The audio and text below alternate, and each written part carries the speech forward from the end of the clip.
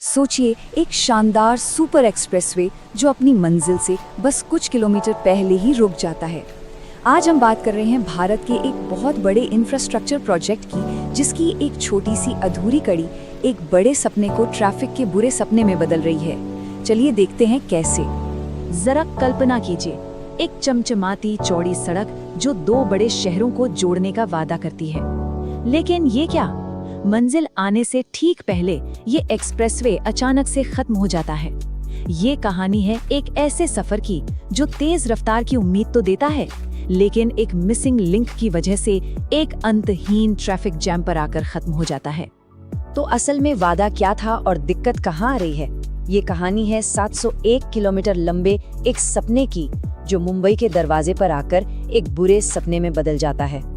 हम बात कर रहे हैं समृद्धि महामार्ग की।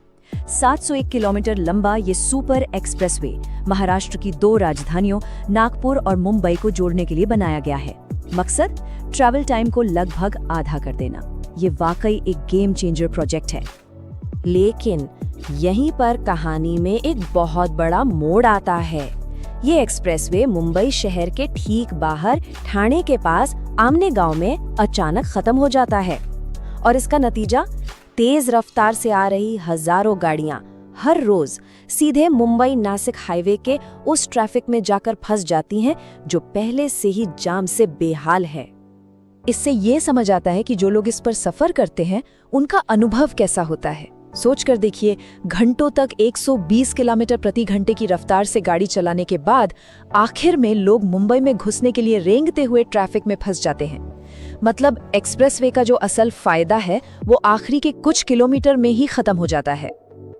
पर इस जाम के चक्रव्यूह को तोड़ने का एक समाधान है, एक 29.1 किलोमीटर लंबा जवाब जो इस अधूरी कहानी को पूरा कर सकता है।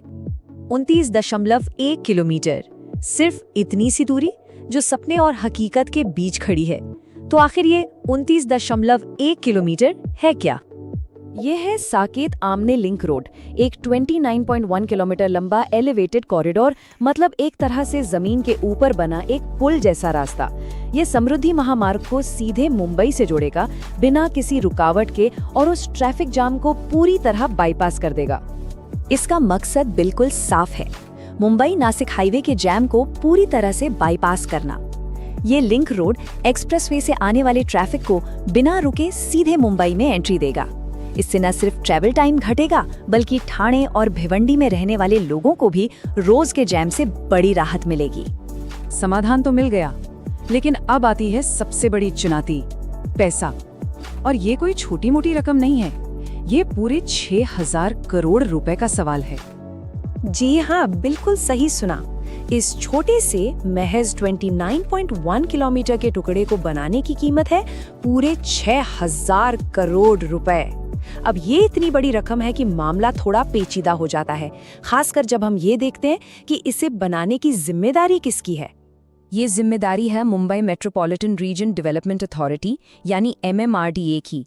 और बात यह है कि ये एजेंसी पहले से ही 1.18 लाख करोड़ रुपए के दूसरे बड़े प्रोजेक्ट्स का बोझ उठा रही है। तो ये जो वित्तीय दबाव है वो बहुत बड़ा है। MMRDA पर पहले से ही इस साल 3248 करोड़ रुपए का घाटा है। अब सोचिए, इस घाटे के ऊपर इस नए प्रोजेक्ट के लिए 6000 करोड़ रुपए और जुटाने का दबाव, ये वाकई किसी वित्तीय पहाड़ पर चढ़ने जैसा है। तो सबसे बड़ा सवाल यही है कि MMRDA इस भारी भरकम लागत को पूरा कैसे करेगी। आइए उनके फंडिंग प्लान को समझते हैं। उनकी स्ट्रैटेजी के 4 मुख्य हिस्से हैं। पहला, बैंकों से लोन लिया जाएगा। दूसरा, बाजार में बॉन्ड जारी करके पैसा जुटाया जाएगा। तीसरा, कुछ हिस्सा वे अपने खुद के फंड से लगाएंगे। और सबसे अहम, जब ये सड़क बन जाएगी तो इस पर लगने वाले टोल से जो कमाई होगी उसी से ये सारे लोन चुकाए जाएंगे। और जब ये लिंक रोड बनकर तैयार हो जाएगा तो नागपुर मुंबई एक्सप्रेसवे की कुल लंबाई 730 किलोमीटर हो जाएगी, और तब जाकर सही मायने में नागपुर से मुंबई का सफर बिना रुके एक सिरे से दूसरे सिरे तक पूरा हो पाएगा। लेकिन ये सब हमें एक बहुत बड़े सवाल पर लाके खड़ा कर देता है। मुंबई के ये जो बड़े बड़े इंफ्रास्ट्रक्चर प्रोजेक्ट्स हैं, ये जो महत्वाकांक्षाएं हैं, ये हमें आखिर किस भविष्य की तरफ ले जा रही हैं? एक बेहतर कल की ओर, या फिर कर्ज से लदे हुए भविष्य की ओर? क्या ये बड़े बड़े सपने वाकई एक बेहतर भविष्य बना रहे हैं या आने वाली पीढ़ियों के लिए कर्ज का एक बहुत बड़ा जाल बुन रहे हैं? और ये सवाल सिर्फ मुंबई